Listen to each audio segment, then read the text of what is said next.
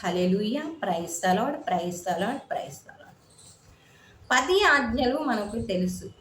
10 ఆజ్ఞలు మనకు తెలుసు. 10 ఆజ్ఞలు అంటే మనకి నిర్గమాకాండంలో చెప్పబడుతుంది. 2 రాతి పలకలపై మోషేకి దేవుడు స్వయాన తన బ్రేలితో స్వయముగా రాసి ఇచ్చిన 10 ఆజ్ఞలు. 10 ఆజ్ఞలు అంటే ఏంటంటే అసలుకి ఇజ్రాయేలు ప్రజలకి కొన్ని కట్టడలను విధిస్తున్నాను. ఈ ఆజ్ఞలను దాటి చేయకూడదు. ఈ ఆజ్ఞలను ఇప్పుడు పోలీసు వారు కూడా కొన్ని ఆజ్ఞలు ఇస్తారు. ఏమని? ట్రాఫిక్ పోలీసులు ఇటు మనం రెడ్ అండ్ ఇంతకుముందు కూడా మనం చెప్పుకున్నాం, రెడ్ గ్రీన్ సిగ్నల్ పడితే ఆ సిగ్నల్స్ పడ్డప్పుడు ఆగిపోవాలి, వెళ్ళిపోవాలి. కానీ అవి దాటి వెళ్ళకూడదు. అదేవిధంగా ఇట్లా మోషే గారికి కూడా 2 రాతి పలకల పైన దేవుడే తన వ్రేలితో స్వయముగా రాసి ఇచ్చినటువంటి 10 ఆజ్ఞలను ఇచ్చాడు. ప్రియా సహోదరి సహోదరుడు, ఆ యొక్క 10 ఆజ్ఞలను మోషే గారు ఇశ్రాయేలీల ప్రజలకి తెలియజేస్తున్నాడు. ఏమనంటే దాస్య నిలమైన ఐగుప్తు నుండి తోడుకొని వచ్చింది యావేనైనా నేనే అంటున్నారు. మీరు ఒకప్పుడు బానిసత్వంలో ఉన్నారు కదా, ఆ బానిసత్వం నుండి మీకు స్వాతంత్ర్యంలోనికి, స్వేచ్ఛలోనికి నడిపించుకొచ్చి ఈనాడు స్వేచ్ఛగా యావేను ఆరాధించటానికి నేనే మిమ్మల్ని ఐగుప్తు నుండి తోడుకొని వచ్చిన దేవుడినని యావే దేవుడు చెప్తున్నాడు. రెండవది, నేనే మీ దేవుడును, మీకు వేరొక దేవుడు లేడు అని చెప్తున్నాడు. ఈ 2వ ఆజ్ఞ ఏంటంటే నేనే మీ దేవుడును, మీకు ఇంకా వేరొక దేవుడు లేడు అని చెప్తున్నాడు. ప్రియా సహోదరి సహోదరుడా. 3వ ఆజ్ఞ, మీ దేవుడైన ప్రభు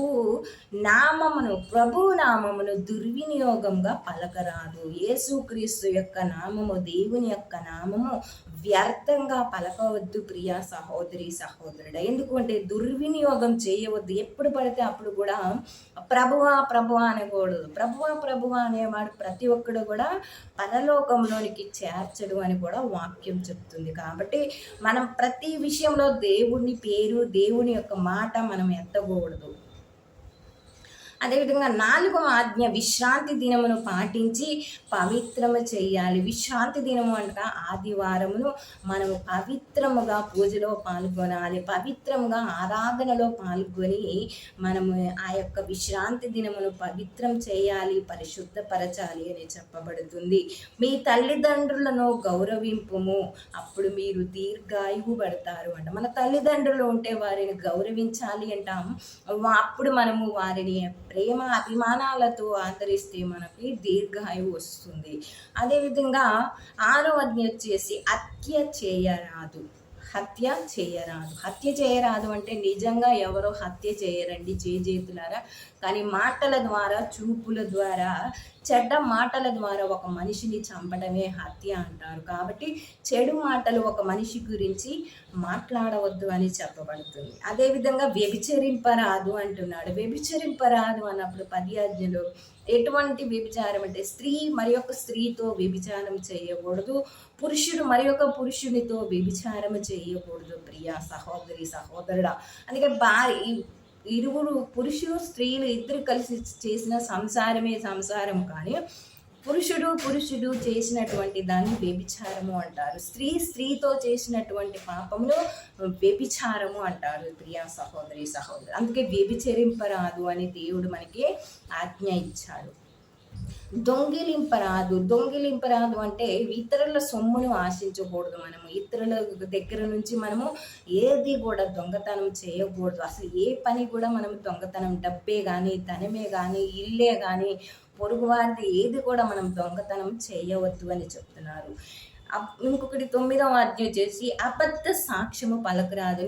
మన ప్రాణము పోయినప్పటికీ కూడా మనము అబద్ధములు చెప్పరాదు అని చెప్పబడుతుంది. ప్రియా సహోదరి సహోదరులు, మనం ఎప్పుడూ కూడా అబద్ధాలు ఆడకూడదు. మనం కొన్ని అవసరతలను బట్టి మనము ఒక్కొక్కసారి అబద్ధాలు ఆడుతూనే ఉన్నాం మానవులం. కానీ యేసుక్రీస్తు చెప్పిన మాట ఏంటంటే అబద్ధములు ఆడరాదు, నీ మాట అవును అయితే అవును, లేకపోతే లేదు అని చెప్పమని చెప్తున్నాడు. ప్రియ సహోదరి. 10వ ఆజ్ఞ వచ్చేసి పొరుగువాని ఏదైనాను, ఇంటిని కానీ, పొలమును కానీ, దాసులను కానీ ఎత్తు కానీ గాడిద కానీ ఏదైనా ఆశింపరాదు. దేవుడు మీకు ఇచ్చిన దానితోనే తృప్తిపరుడి. ఇతరులు ఇల్లు దోచుకోవాలనుకుంటారు కొంతమంది. వాళ్ళు ఎప్పుడు పోతే ఆ ఇంట్లోకి వచ్చి మేము తినాలా పండుకోవాలా అని చూస్తూ ఉంటారు. ఇంటిని ఆశిస్తూ ఉంటారు. లేదా పొలంని వారు ఎప్పుడైతే చచ్చిపోతే ఆ పొలం మాకు వస్తుందో ఆ పొలం మాకు రావాలని ఆశిస్తూ ఉంటారు.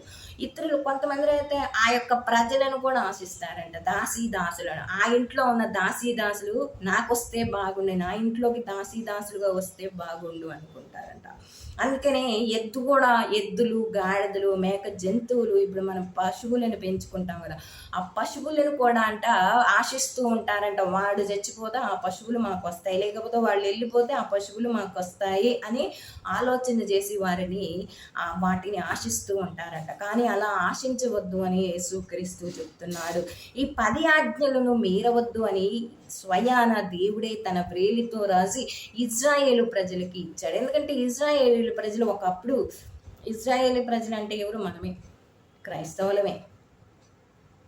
ఈ ఇజ్రాయేల్ ప్రజలు ఒకప్పుడు కొట్టుకునేవారు, తిట్టుకునేవారు, ఒకరి సొమ్ము ఒకరు ఆశించేవారు, ఒకరి మీద ఒకరు పడి చంపుకునేవారు, ఒకరి మీద మోషే కూడా చంపేసి వెళ్ళిపోయాడు, హత్య చేశాడు. అందుకనే మోషే వాళ్ళ అక్క కూడా ఆమె కూడా ఎన్నో దుర్మార్గాలు చేశారు. అందుకే ఇజ్రాయేల్ ప్రజలకి నిర్గమకాండంలో దేవుడే ఈ ఆజ్ఞలన్నిటిని మీరు వ్యభిచరించారు. ఏది మన సోదమ గోమెర్ర వాళ్ళు పురుషులతో వ్యభిచరించారు. అందుకనే దేవుడు స్వయంగా తన వ్రేలితో రాసిచ్చినటువంటి ఈ ఆజ్ఞలు ఎన్నటికీ మీరు మీరవద్దు, ఈ ఆజ్ఞలు, ఈ 10 ఆజ్ఞలు అని దేవుడు వారికి ఈ 10 ఆజ్ఞలను కట్టడి చేశాడు. మోషే ద్వారా ఇజ్రాయేలీలకి అందించినటువంటి 10 ఆజ్ఞలు. ప్రియా సహోదరి సహోదరుడా, ఆమేన్.